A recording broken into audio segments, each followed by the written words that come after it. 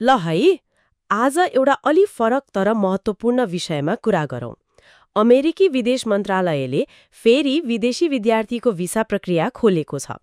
तर सुन्नुभयो, यसपालि एउटा निकै ठूलो मतलब अचम्मको परिवर्तन पनि ल्याएको छ रे। भिसा आवेदकहरूले अब आफ्नो सोशल मिडिया मतलब सामाजिक सञ्जालको खाताहरू पनि देखाउनु पर्ने रे। यो के हो, किन यस्तो भयो, अलि खोतलौँ न यसलाई।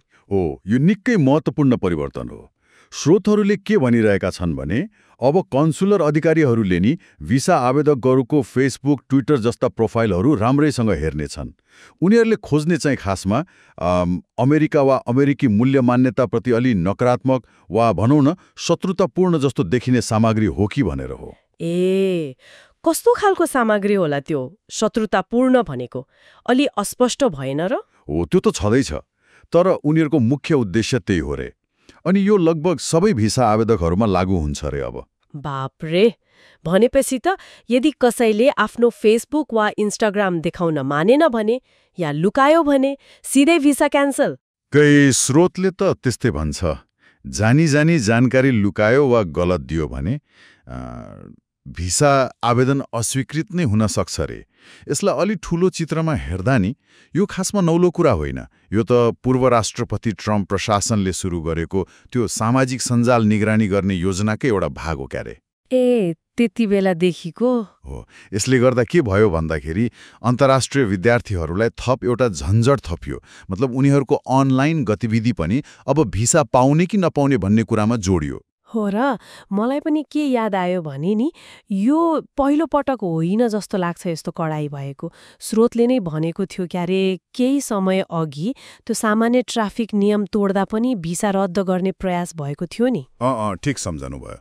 त्यो घटना पनि खुबै चर्चामा आएको थियो। पछि त्यो निर्णय फिर्ता लिए पनि त्यसले एउटा सङ्केत त दिएकै थियो। हो नि। हो, त्यो घटना र अहिलेको यो नयाँ नियम दुवैले के देखाउँछ भने भिसा प्रक्रियामा कडाई चाहिँ बढ्दै गएको छ। स्रोतहरू भन्छन् यसको मुख्य लक्ष्य भनेको अमेरिका आउन चाहने हरेक मान्छेको पृष्ठभूमि राम्रोसँग अझ गहिरोसँग जाँच्नु हो। सायद त्यो 9/11 पछिको सुरक्षा चासोकै असर हो कि। त्यसो भए यसको मतलब के भयो त? छोटकरीमा भन्दा अमेरिका पढ्न जान चाहने विद्यार्थीले अब फेसबुकमा के लेख्यो, इन्स्टाग्राममा के पोस्ट गर्यो भन्ने कुराले पनि फरक पार्ने भयो। एकदम अनिवार्य रूपमा उनीहरूको सामाजिक सञ्जाल जाँच हुने भयो। यो अब प्रक्रियाकै एउटा हिस्सा बन्यो। यो त अलि व्यक्तिगत गोपनीयताको कुरा पनि आयो नि त यसमा, होइन र? हो, त्यही त हो मुख्य बहसको विषय।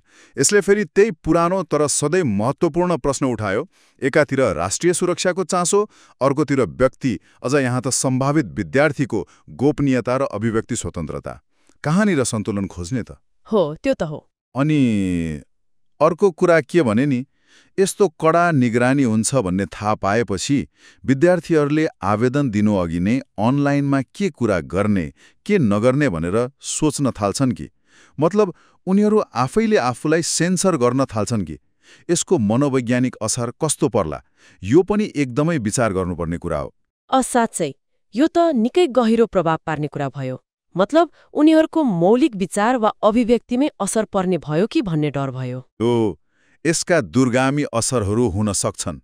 यो विषयमा अझै धेरै छलफल र बहस आवश्यक देखिन्छ।